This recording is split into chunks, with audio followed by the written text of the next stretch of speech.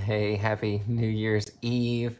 I just wanted to share something with you that has been one of the most impactful things that I've seen as I've helped people grow over the last 12 years. Is the most valuable thing. However, most people don't do it. And it's this idea of reflection. See, most people think experience is the best teacher. But how many people do you know that keep having the same experience over and over again and nothing changes? It's almost like the difference between, maturity and age. There are some people who are maturing, and there's some people who are just growing older. Most likely because they haven't turned their experience into insight. And that's what happens with reflection. Very few people will slow down and reflect on their experiences and turn it into valuable insight. And I wanted to encourage all of you, especially at this time of the year, that it's to reflect and to turn your experience over the past year or the years into valuable insight that will direct your future. There's so many examples I could give you of turning reflection and experiences into insight. One of my favorites is there was a time where I was noticing that I would follow through for other people in my commitments to them, but I wouldn't follow through to commitments for myself. And I started questioning that, like, hey, what is that? Reflecting on it. And eventually I got to ask John Maxwell that question.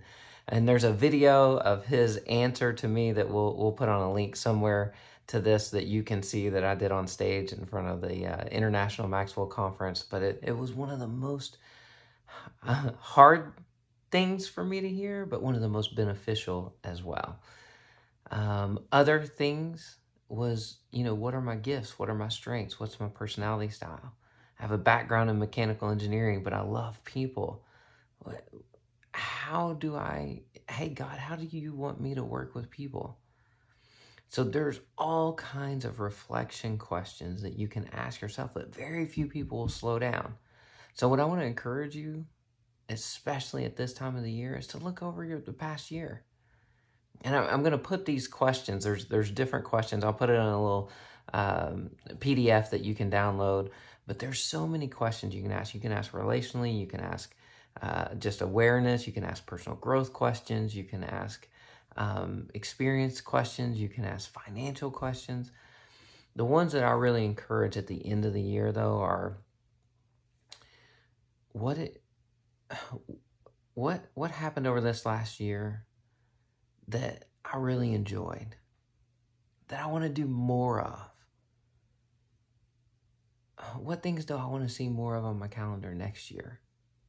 Things that brought enjoyment, excitement, laughter, thrills even. What are the things that I really enjoyed that I want to make sure I have more of next year? First, though, just think about the experiences this year.